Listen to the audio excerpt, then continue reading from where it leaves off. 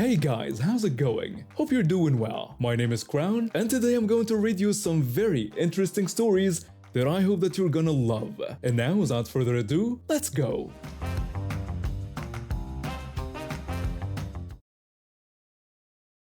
Back in 2001, I was a broke university student in the south of France, scraping by on instant noodles and whatever part-time work I could find. My car was a beaten-up piece of junk that barely started on good days, but it was mine and it got me to campus.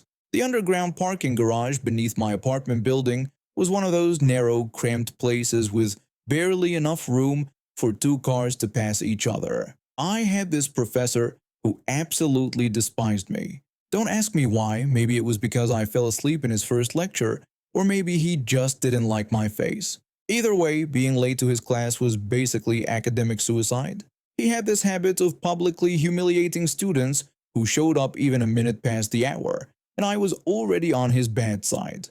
So there I was at 8 a.m. keys in hand, rushing to get to campus. I had exactly 15 minutes to make what was usually a 20-minute drive. My ancient car coughed to life after the third try, and I backed out of my parking spot, ready to race up the ramp and out of the garage. That's when I saw it.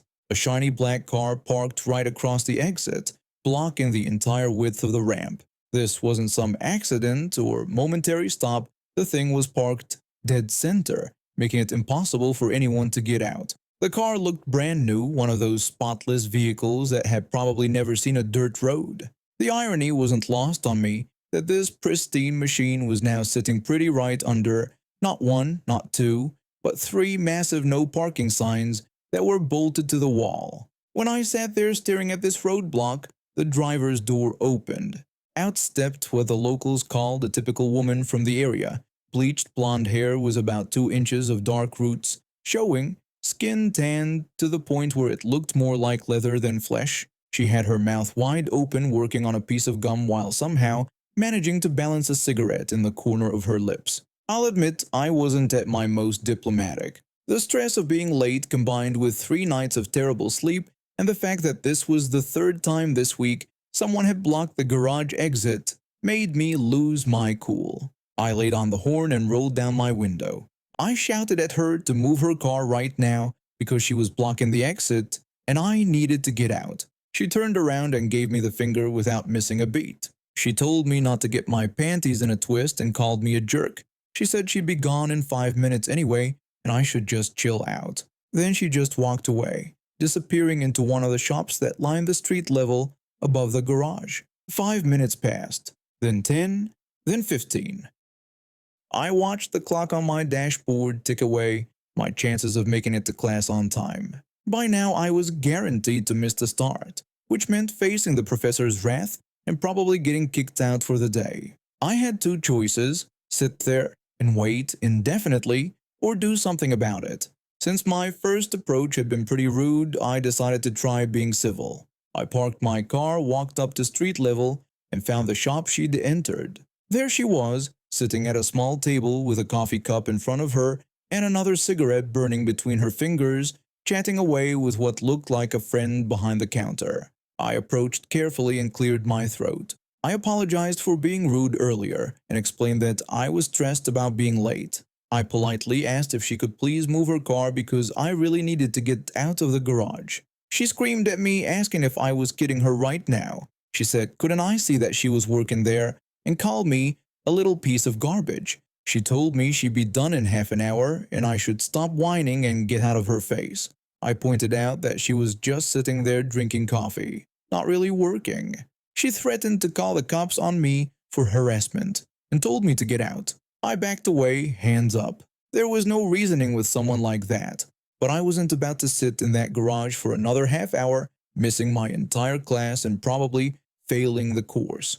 I walked back to my car and called the towing company. Then I called the police non-emergency line to report an illegally parked vehicle blocking a fire exit. While I waited, I might have taken a small potato from my grocery bag and wedged it into her exhaust pipe. Just a little insurance policy. The tow truck arrived first about 20 minutes later.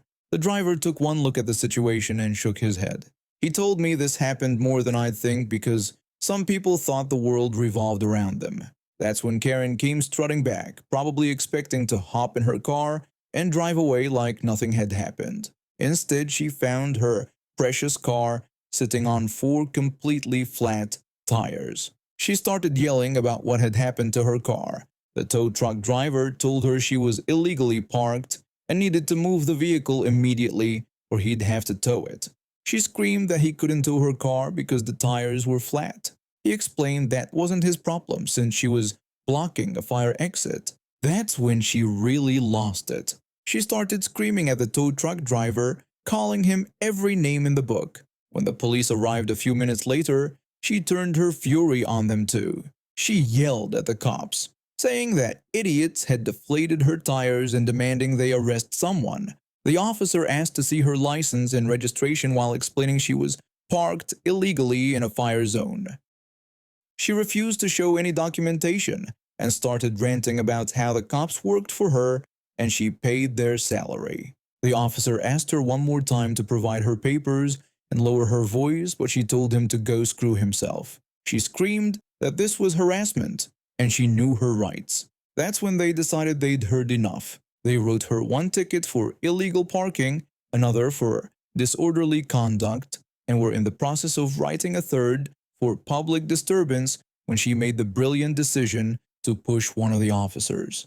The handcuffs came out pretty quickly after that. When they loaded her into the back of the police car, she was still screaming about lawsuits and calling everyone in sight various colorful names. The tow truck driver hooked up her car and hauled it away, flat tires and all. I finally got out of that garage an hour and a half after I'd originally tried to leave. I was so late for class that the professor had already moved on to the next topic, but surprisingly, he just nodded when I slipped in the back. When I needed a roommate to split the bills, I thought I found someone decent. She seemed responsible during our first meeting, talked about her career goals, and promised to be a clean, quiet housemate. My laptop is basically my lifeline.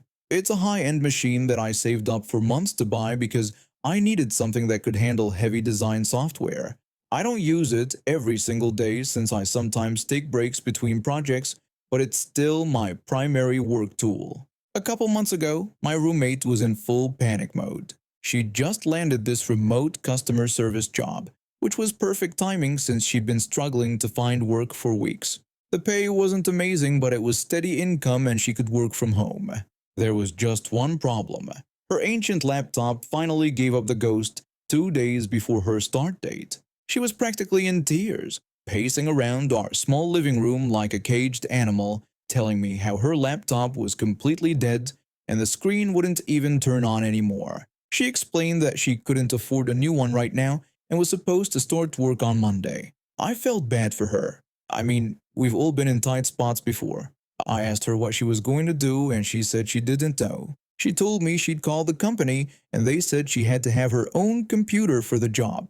If she didn't start Monday, they'd give the position to someone else. That's when she looked at my laptop sitting on the coffee table. I could see the wheels turning in her head before she even asked. She wondered if she could maybe borrow mine just for like 2 weeks, maybe 3 tops. She promised she'd have enough saved up for a new one by then and swore she'd take really good care of it. I wasn't thrilled about lending out my expensive equipment, but she seemed desperate and it was supposedly just temporary. I wasn't in the middle of any big projects anyway. I agreed but told her it was just until she could get her own and asked her to please be careful with it. She thanked me over and over, saying I was literally saving her life and promising she'd get her own as soon as possible. Those first few weeks, she was actually pretty grateful. She'd thank me regularly and update me on her laptop shopping progress. She showed me a few models online that she was considering and talked about waiting for her first paycheck to make the purchase. But then the updates stopped coming. Weeks turned into over 2 months, and my laptop had basically become hers. She'd set up her entire workspace in the living room, complete with an external mouse and a little desk organizer for her pens. Every morning, she'd wake up and immediately claim the laptop for her 8-hour work shifts. Every evening, she'd use it to video chat with friends or watch Netflix. I started needing my computer more often.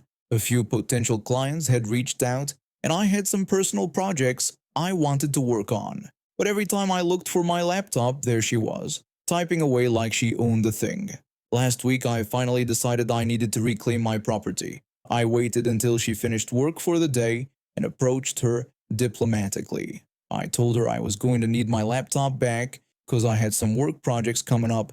The look on her face was like I just told her I was kicking her puppy. She asked what I meant and said she needed it for work tomorrow. I explained that I knew she needed it, but it had been over 2 months. I reminded her that she'd said she'd get her own in a few weeks. She said she was still saving up and that these things were expensive. I told her I understood that, but I needed my computer back. I pointed out that she'd been making money with it this whole time. That's when her tone completely shifted. Gone was any pretense of gratitude or understanding. She said I wasn't even using it for work though, and that I just wanted to mess around on it. I was shocked by what I was hearing. She actually had the nerve to minimize my work and act like her needs were more important than mine. I told her that first of all, I was a freelancer, so yes, I did use it for work. Second, it didn't matter what I used it for because it was my laptop. She argued that I wasn't using it every day like she was, and that it just sat there when I wasn't on it. I explained that it only sat there because she was always on it. I said that even if I wasn't using it at all, it was still mine and I was doing her a favor. She had the nerve to say it was some favor, and that I was basically taking away her job. The entitlement was mind-blowing. She was acting like I was the villain for wanting my own property back after lending it to her for months. I told her I wasn't taking away her job, I was taking back my laptop. Her job situation wasn't my responsibility. She walked off to her room, slamming the door behind her. Since then, she's been giving me the silent treatment, rolling her eyes whenever she sees me, and making passive-aggressive comments. Yesterday, I overheard her on the phone with someone, probably her mom or a friend. She was saying I was being totally unreasonable and that she'd been using it for work, but I just wanted it back for no reason. She claimed I barely even used it before and suggested I was probably just jealous that she had a steady job now. She finished by saying she didn't know what my problem was. The audacity was unreal. In her version of events, I'm the bad guy for reclaiming my own expensive equipment that I generously loaned her during an emergency. This morning I'd had enough. I waited for her to finish her work shift, then I simply walked over and closed the laptop. I told her I was taking it back now. She protested that I couldn't just interrupt her work like that. I pointed out that her shift had ended 10 minutes ago and I'd seen her close the work applications. She said she was about to start on some personal stuff. I reminded her it was on my laptop, which I was taking back, like I told her I would. I picked up my laptop and took it to my room. She followed me, demanding to know how she was supposed to work tomorrow. I suggested she should have thought about that over the past 2 months when she was supposed to be saving for her own computer. She started getting really loud, saying I was being selfish and that she couldn't afford to lose this job. I told her that wasn't my problem anymore and that she'd had plenty of time to figure out a solution. Then she tried a different approach, saying she'd pay me rent for using the laptop. When I asked how much, she offered $20 a month. I laughed and told her my laptop was worth over $1,500. $20 wouldn't even cover the insurance on it. She got angry again and said I was being unreasonable. She claimed that since she was the one using it for actual work, she should have priority. I told her it didn't matter what she was using it for because it wasn't hers to begin with. The argument went on for another 10 minutes before I finally told her the conversation was over. I said she had until the end of the week to find another solution, but my laptop wasn't leaving my room again. She's been giving me dirty looks all day and making snide comments about how some people don't understand what it means to help others. The irony is incredible.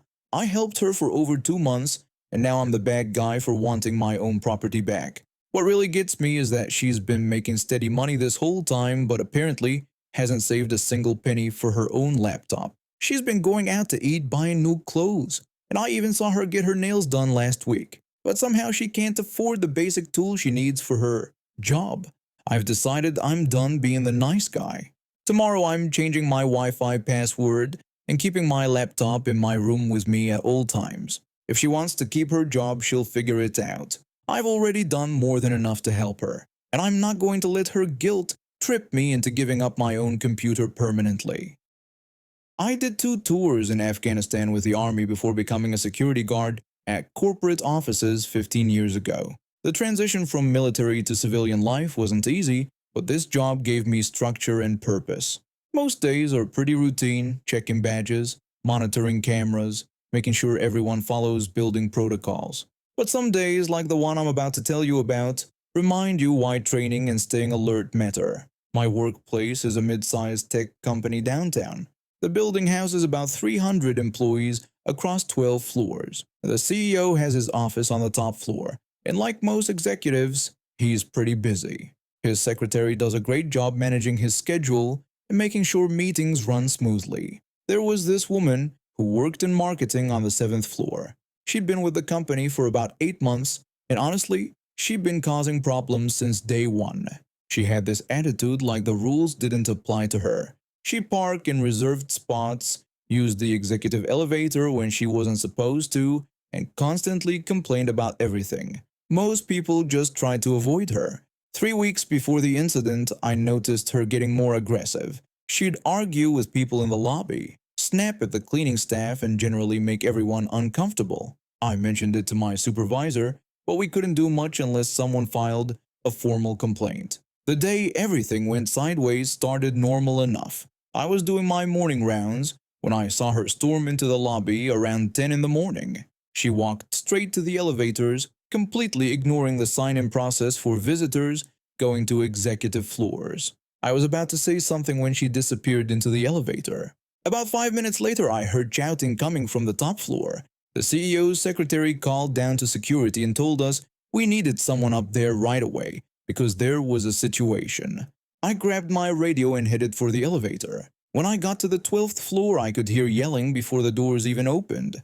Karen was shouting that she didn't care about appointments and needed to speak to the CEO immediately. The secretary was trying to stay calm and explained that he was in back-to-back meetings all morning, but she could schedule an appointment for tomorrow afternoon.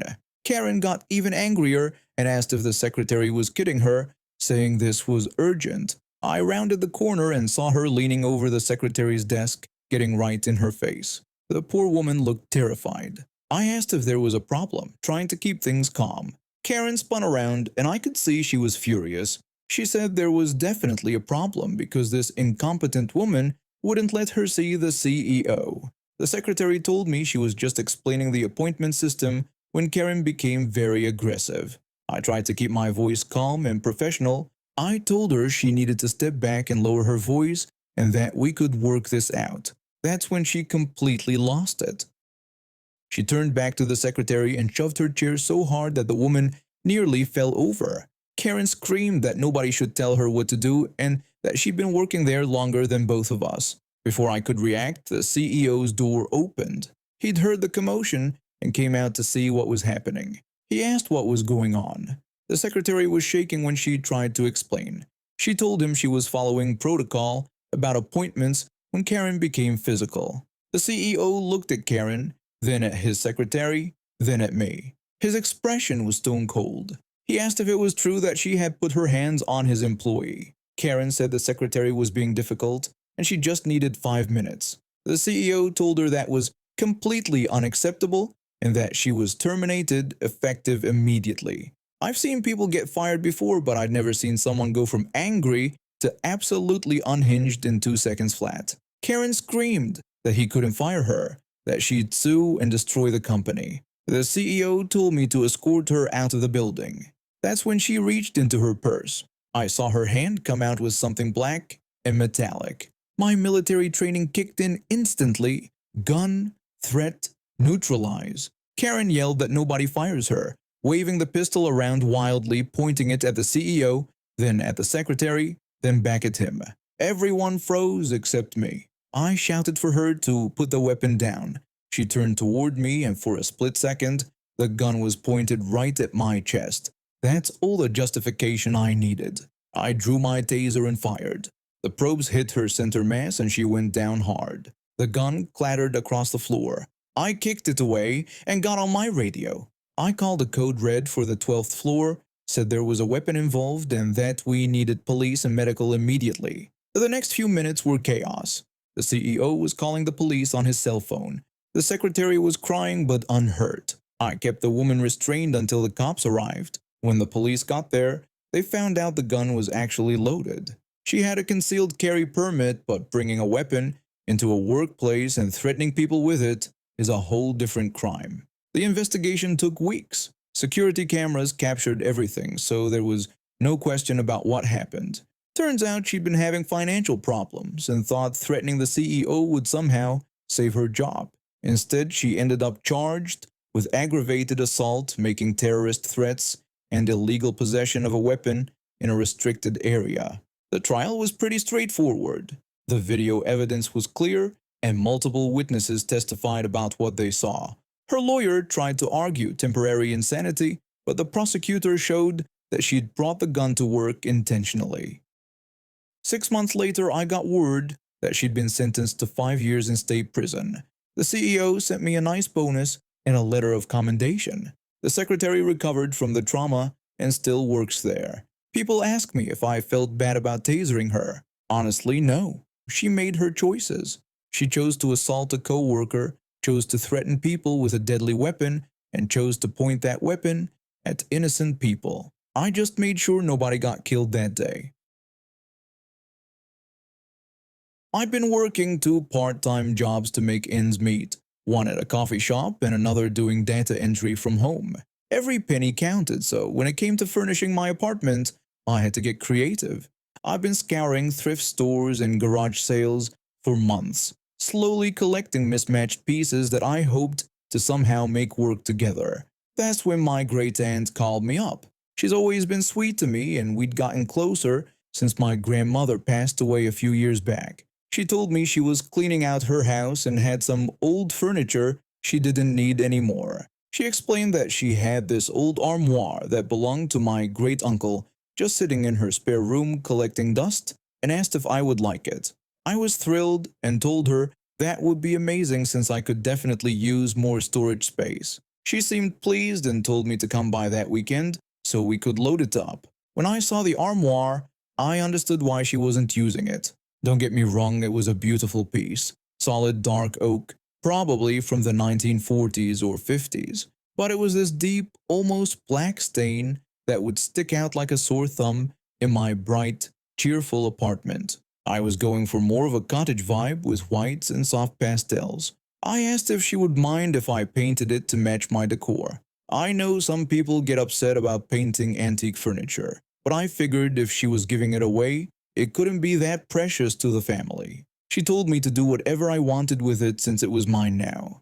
I double-checked, saying I didn't want to mess up something that had sentimental value.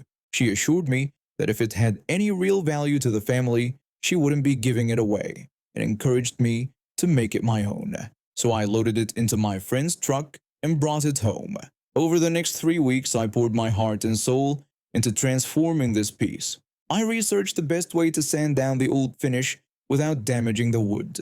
I went to 3 different hardware stores to find the perfect shade of cream paint. I bought new brass hardware that complemented the style but looked fresh and modern. But the real labor of love came with the decorating. I spent hours hand-painting tiny flowers and butterflies all over it, delicate roses on the doors, little forget-me-nots along the edges, and butterflies that looked like they had just landed on the surface. Each flower took forever because I wanted them to look realistic, shading each petal and adding tiny details. I kept track of my expenses because I was on such a tight budget. The sandpaper, primer, paint, brushes, hardware, and all the little detail paints added up to almost $200. That was a lot of money for me at the time, nearly a week's worth of groceries. When I finished, I was so proud. This dark, forgotten piece had become the centerpiece of my living room. It looked like something you'd see in a fancy boutique, not a hand-me-down that was gathering dust. I took photos and sent them to my great-aunt right away. She responded immediately saying it was absolutely adorable and that she couldn't believe this was the same piece. She complimented my talent and said I should be proud because it was beautiful work. 3 days later, my phone rang. My great-aunt said she had a favor to ask. She explained that she had shown the photos of the armoire to my cousin, who had absolutely fallen in love with it. Apparently, my cousin had been looking for something exactly like this for her nursery. My great aunt asked if I would be willing to give it to her, offering to give me a gift card to buy a new piece of furniture. I honestly thought I'd misheard her. I asked her to repeat what she had said. She clarified that she knew it was a big ask, but my cousin really loved it, and since it was technically a family heirloom, she thought maybe we could pass it along to her instead. I reminded her that she had told me to do whatever I wanted with it and that I had spent weeks working on it and put almost $200 into supplies. She acknowledged that I had put work into it but said it would mean so much to my cousin. She offered me a $50 gift card to Home Goods. $50 for weeks of work and $200 in supplies.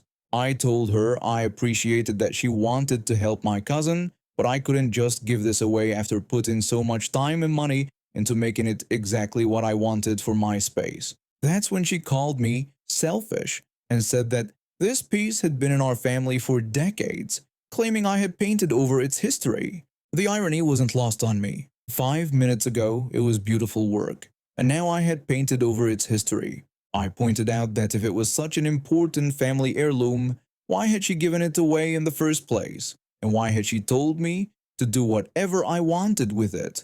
She said she didn't think I'd be so attached to it because it was just furniture. I explained that I had spent 3 weeks of my free time on this project, researched techniques, bought all the supplies with my own money, and hand-painted every single detail. I told her this wasn't just furniture to me anymore. She then said that my cousin was pregnant and needed it more than I did. That really got to me, as if being pregnant automatically entitled someone to other people's belongings. I told her I'd be happy to help my cousin find something similar or even paint a piece for her if she had one, but I wasn't giving up this armoire. She said fine, but accused me of causing problems in the family over a piece of wood. And that's where it gets really fun. Apparently, she called my mother right after our conversation. My mom called me and said my aunt was very upset about this furniture situation. I asked if she had been told the whole story. My mother explained that my aunt had said she gave me an old armoire and now I wouldn't share it with my cousin who really needed it. I had to explain the entire situation to my mother, how I was specifically told to do whatever I wanted with it, how much time and money I invested, and how now it was suddenly a precious family heirloom. My mom said it did sound unreasonable but suggested maybe I could compromise somehow. I reminded her that I had offered to help find something similar or paint a different piece, but my cousin wanted this specific one. Then my cousin called me directly. She started off sweet, saying she had seen the photos and thought the armoire was absolutely perfect for her baby's room. She explained that she had been looking everywhere for something just like it. I told her I understood, but that I had put a lot of work into this piece and wasn't comfortable giving it away. She got quiet for a moment, then asked if I realized how hard it was to find good nursery furniture on a budget. I said I did understand, which is why I had offered to help her find something similar or paint a piece for her. She said that wasn't the same thing. She wanted the one I had made because it was exactly what she had envisioned. I explained again about all the time and money I had invested. She sighed and said she guessed I cared more about furniture than family. Before I could respond, she hung up. Over the next week, I got calls from 3 other family members. My aunt had apparently told everyone that I was being greedy and keeping a family heirloom from a pregnant woman. Each person who called had a slightly different version of the story, but they all made me sound like the villain. My uncle called and lectured me about family values and sharing with those in need. My older cousin suggested I was being petty over something material. Even my grandmother's sister called to tell me I was disappointing my late grandmother's memory by not being generous. None of them seemed interested in hearing my side of the story. When I tried to explain about the permission I was given and the work I had done, they would cut me off or change the subject back to how my cousin really needed the furniture. I started to doubt myself. Maybe I was being selfish. Maybe I should just give it to her. But every time I looked at my beautiful armoire with all those hand-painted flowers, I remembered the hours I had spent on each tiny detail. This wasn't just about furniture anymore, It was about my time, my creativity, and my right to keep something I had transformed with my own hands. 2 weeks into this family drama, something unexpected happened. My great aunt called me again, but this time she sounded different. She said she needed to talk to me about something important. She had been going through more of her late brother's things and found some paperwork about the armoire. Apparently, it wasn't just any old furniture, it was worth quite a bit of money as an antique. She had looked it up online and similar pieces were selling for over $1,000. She sounded embarrassed when she told me this, admitting that she hadn't realized its value when she gave it to me. Then she dropped the real bombshell. She wanted the armoire back so she could sell it and split the money with the family. I was stunned. First, she wanted me to give it to my cousin for free. Now she wanted it back to sell it. I asked her what happened to it being just furniture and causing problems in the family over a piece of wood. She got defensive and said circumstances had changed now that she knew its true value. She claimed that since it was a family piece, the money should benefit the whole family. I reminded her that she had given it to me with full permission to do whatever I wanted with it, including painting it. That's when she said something that made my blood boil. She told me that by painting it, I had probably ruined its antique value anyway, so I might as well give it back since it wasn't worth anything now. I had reached my limit. I told her that whether the armoire was worth $1,000 or $10, it was mine. She had given it to me, told me to make it my own, and praised my work when I showed her the results. I said that if she was so concerned about family heirlooms, she shouldn't have been giving them away in the first place. She started yelling, saying I was ungrateful and selfish. I stayed calm and told her the conversation was over. If she wanted to pursue getting the armoire back, she could talk to a lawyer, but I wasn't giving up something that was legally and morally mine. After I hung up, I felt shaky but also relieved. I had stood up for myself and it felt good. But the family drama wasn't over yet. My cousin called me the next day crying.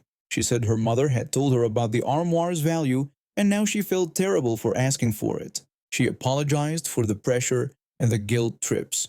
She admitted that she had gotten caught up in wanting something beautiful for her baby and hadn't thought about what it meant to me. I appreciated her apology, but I was still hurt by everything that had happened. I told her I understood wanting nice things for her baby, and my offer to help her find something else still stood.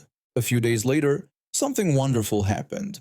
I got a call from my great-uncle's neighbor, an elderly woman who had known the family for decades. She had heard about the whole armoire situation. She told me that my great-uncle would have been thrilled to see what I had done with his furniture. He was apparently quite the artist himself and always encouraged creativity in the family. She also had some interesting information about my great aunt. Apparently, this wasn't the first time she had given something away and then tried to get it back when she realized its value. She had done the same thing with some jewelry a few years earlier with another family member. This neighbor also told me something that made everything click into place. My great aunt had been bragging around the neighborhood about how much the armoire was worth and how she was going to get it back and sell it. She had even shown people the photos of my painted version, claiming she was going to have it restored to its original condition.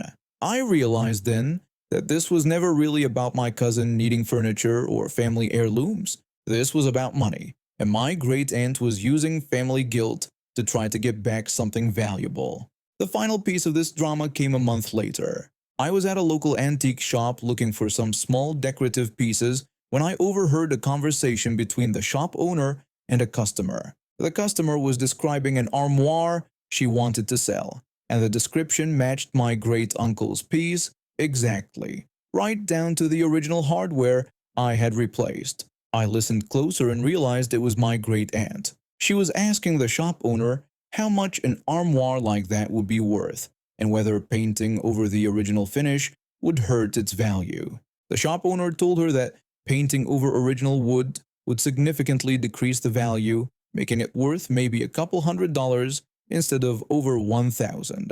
I almost laughed out loud. Here she was still trying to figure out how to get money from the armoire, not realizing that even if I gave it back to her, My paint job meant she'd never get the full antique value anyway. I decided to have a little fun. I walked over and greeted my great aunt cheerfully. She looked startled to see me. I told the shop owner that I couldn't help but overhear their conversation, and that I actually had an armoire very similar to what she was describing.